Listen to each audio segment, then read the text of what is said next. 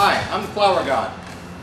I was at the supermarket yesterday and I picked up a beautiful pumpkin, a little bunch of flowers, went out in the yard and I picked some greens off of one of my bushes. And we're going to try and do something with this and see what we come up with. This could be used probably for your food table on the holidays, as a centerpiece. It could be used just about for anything. Okay, what we're going to do, I normally draw out the diameter of the container I'm going to put in. That way I know how far to cut. I don't want it to drop all the way in. So I've already drawn my line. Now I'm just going to cut it out. And be sure and use a sharp knife. You don't want to cut yourself, let it slip.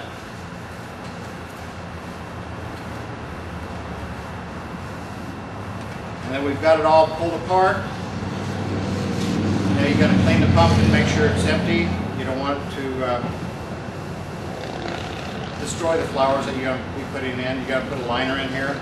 And what I've done, I put newspaper down in the bottom after I've cleaned it, just to make sure that the container doesn't fall all the way down. Now most people have butter bowls at home or cottage cheese bowls, things like that that they normally discard. That could be used. Now we're going to use floral foam. We're going to place the container down inside the pumpkin. Now it fits fairly good. Now if this is a little bit loose, you may want to use a little more floral foam to push it down in there. Make sure it's tight. Now what we're going to do, this is a little trick. You have your lid and you don't know what to do with the lid. Go out in your yard, find a stick, figure about 5 to 6 inches. You're going to cut it with a pair of cutters. Now you're going to place that right into the lid. Don't go all the way through. Now you could either go through the pumpkin or you go into your floral foam. And all that does, just kind of holds it up on the side. It gives you a little accent to your pumpkin. Now we have our flowers. We have different types of flowers in this bunch that I picked up. We've got Japanese lantern, seeded eucalyptus, red button pom-poms, purple stalk, yellow rovers. And I went out in the yard and I just picked up some nandina. This is just one of those little pretty foliages that could be used. Now I'm going to start off with my foliage. And I'm just going to put it just mainly to cover a lot of my mechanics and just adds an accent to it. Okay. Now I'm going to take all the flowers out of my bag or the paper, wherever they wrap them up in. Kind of spread them out so you kind of see what you have to use. And there's several different things that are really pretty. These are Japanese lanterns.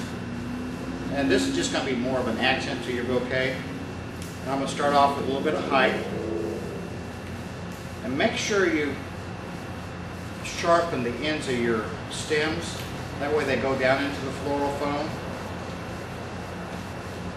And I'm just going to put them a little bit of everywhere so they kind of accent the whole bouquet. Let them hang over the pumpkin a little bit. I'll put some towards the back also. Now I'm going to make this more of a one-sided, not all the way around. So what I'm going to do back here, I'm going to fill it in with my foliage so most of my flowers are facing the front. This would be great for a food table, something like that.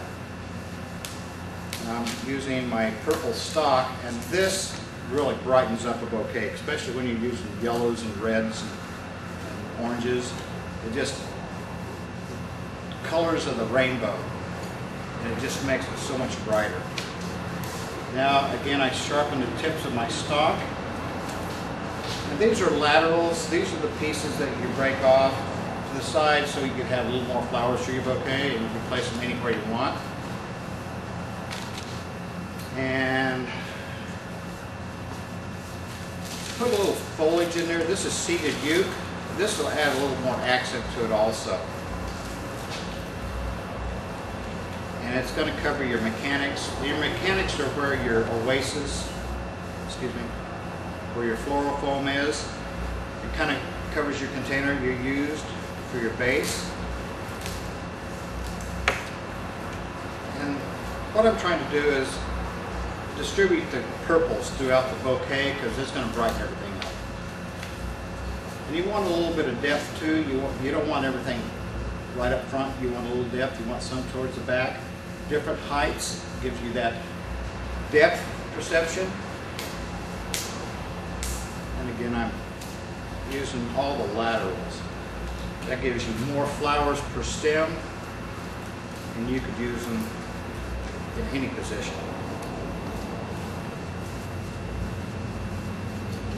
Let me finish off the stalk here, and then we'll start with our rovers, which is a larger flower. You know, these just happen to be yellow, and these are beautiful. These are like a giant daisy. And these are chrysanthemums. It's in the chrysanthemum family. There's different varieties of chrysanthemums. And what I'm doing here with these, I'm just kind of staggering down. I'm not making anything level. I'm not going to make anything straight up and down. I'll give them a little depth with it. Different levels.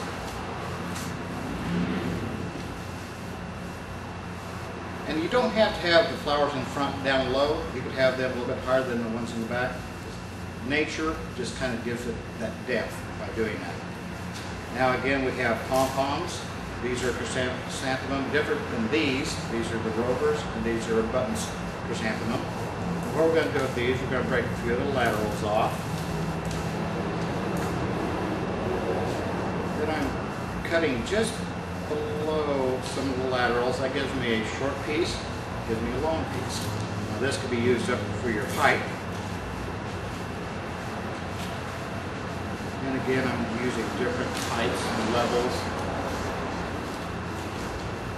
And what I'm trying to do is just cover all the area I can with these, just to add a little more red to it.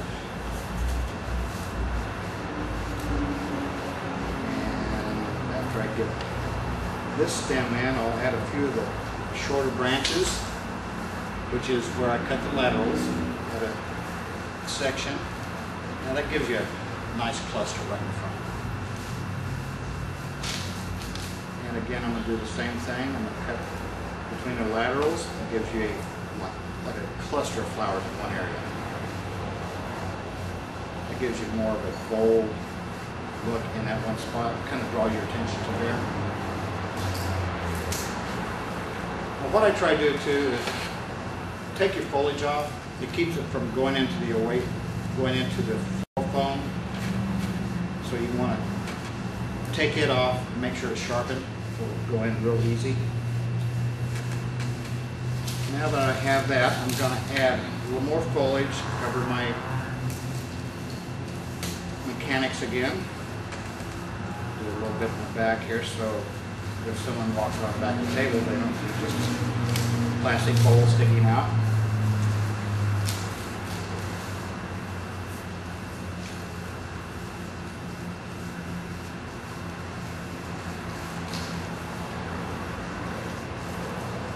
And I'm going to add a little more to the front, give you a little more depth, a little more, I call it puddling, because you're doing different levels.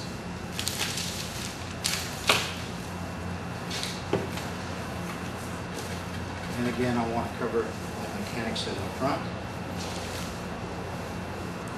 And there's a few pom-poms down below.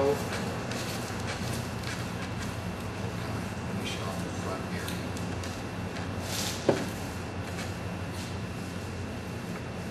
few more pom-poms.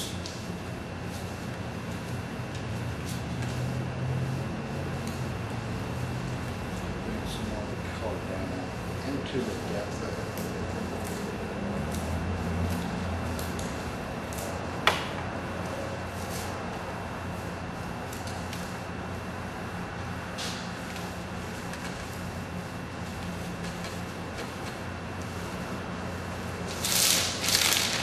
And there we have our food table centerpiece.